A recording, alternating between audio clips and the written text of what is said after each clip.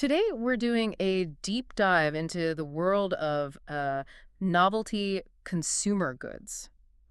We're going to be analyzing the marketing around a product called the KittyKrisp Toaster. It's a silly product, for sure.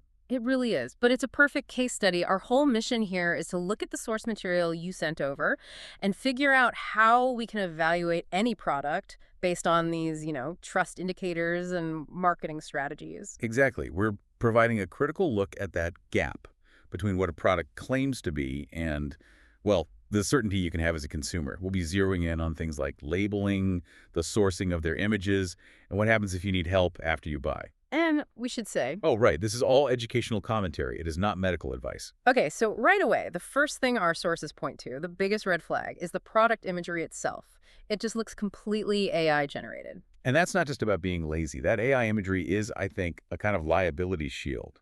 They're setting expectations they know the real product probably won't meet. From the very first click. From the first click. When a company won't even show you a real photo of what they're selling, that establishes a fundamental lack of trust from the outset. And that visual part is then layered with these really aggressive marketing tactics. We're seeing all the classic high-pressure language, 50% off Black Friday, last pieces available, all of that stuff. It creates that false urgency. But wait, isn't that sort of thing just standard e-commerce practice now? I mean, are they really tricking people, or is this just how you have to compete? That's the key question, isn't it? When you see that kind of urgency without a baseline of real product evidence like real photos or, a contact number, the urgency isn't about a deal. It's about something else. It's about overriding your critical evaluation.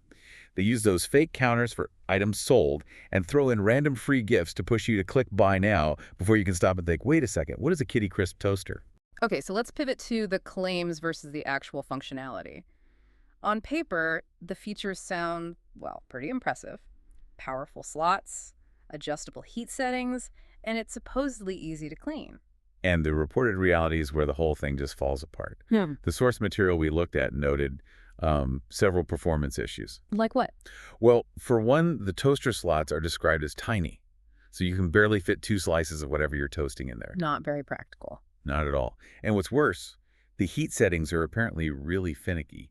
Our source said the food either comes out still wet or it's burnt to charcoal. There's no middle ground. Which kind of defeats the purpose of the whole crisp name. Exactly. And even with the easy-to-clean claim, crumbs reportedly get stuck deep in the corners. But I think the biggest strategic red flag has to be about recourse.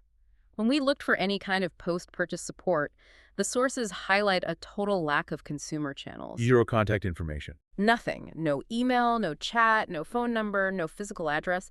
It just signals a company that's basically built to disappear the second a return request comes in. And this lack of contact raises another important question about feedback, right? We saw this stark contrast between the super polished and unusually positive testimonials on their own website. Right, their own proprietary site. And then you have the complete absence of independent discussion anywhere else. We found just crickets. Nothing on Trustpilot, no Reddit threads. So without that verifiable, unbiased user data, it's nearly impossible for you, the buyer, to actually trust the product's reliability. You have nothing to go on. So wrapping this all up, what does it mean? We've synthesized a pretty clear pattern here.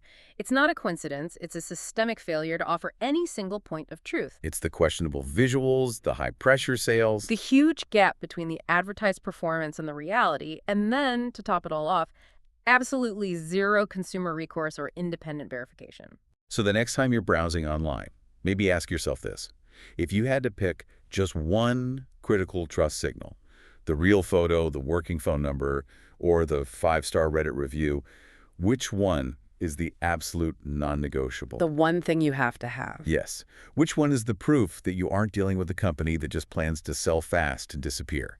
That's the indicator you should probably weight most heavily.